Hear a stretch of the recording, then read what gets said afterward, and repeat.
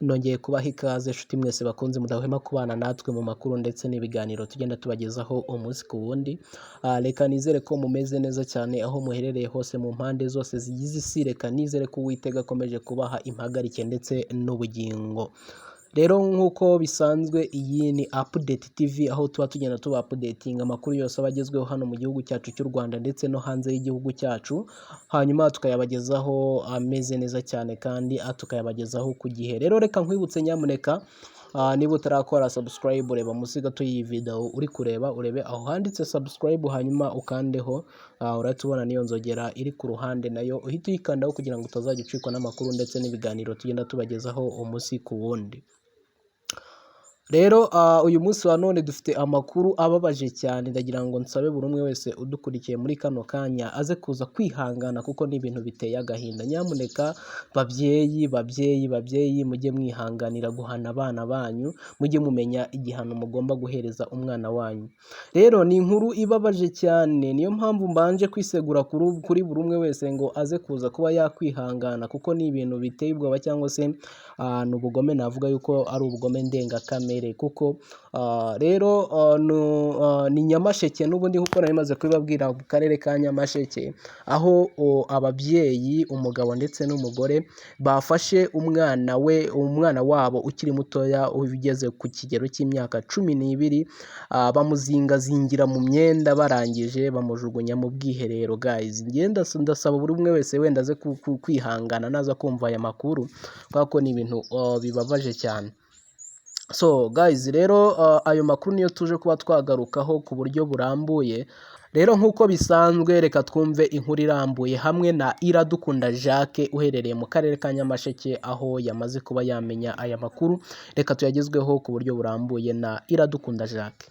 Umugabo n'umugore we bo mu murenge wa Kirimbi mu karere ka Nyamasheke barakekwaho kujugunya umwana wabo w'imfura w'imyaka 12 mu bwiherero. Ku bw'amahirwe akurwamo n'abaturage bo muri ako gace akiri muzima. Amakuru agera ku gihe nuko umugabo kugeza ubu yahise aburirwa irengero, akaba ari gukurikiranwa n'inzego z'umutekano mu gihe umugore we yamaze gutabwa muri yombi. Abaturage bo muri aka gace baturanye n'uyu muryango bavuga ko ababyeyi bahoraga bavuga ko uyu mwana wabo w'imyaka 12 yabananiye kuko iyo avuye ku ishuri aho gukora imirimo yo mu rugo ahita ajya kuzerera.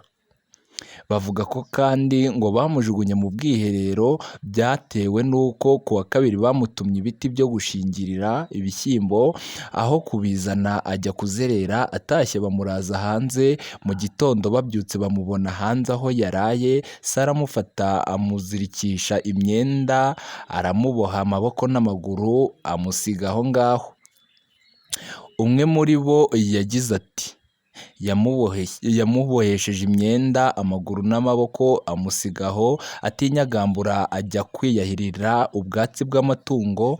Nyina aramufata aboshye amujugunya mu bwiherero. Ku bw'amahirwe akurwamo n'abaturanyi bahise babimenya, kandi akomeza avuga ko uyu mwana ku bw'amahirwe yavuye muri ubu bwiherero agihumeka, ariko yangiritse cyane kuko bari bamukubise bamukomerekeje ku buryo yahise ajyanwa ku bitaro bya Kibogora.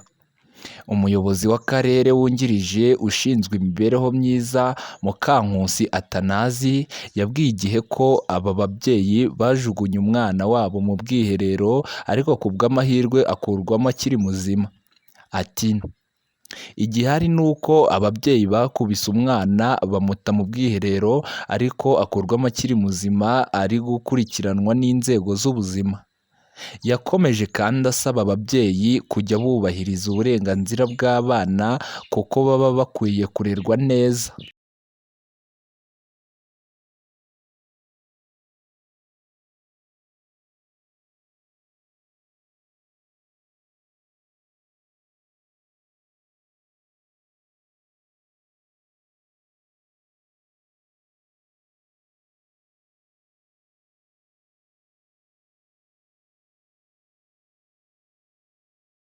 Ngaye nguko inkuru y'incamugongo yabereye muri aka karere ka Nyamasheke umurenge wa Kirimbi wo kuba baravukije umwana uburenganzira bwe.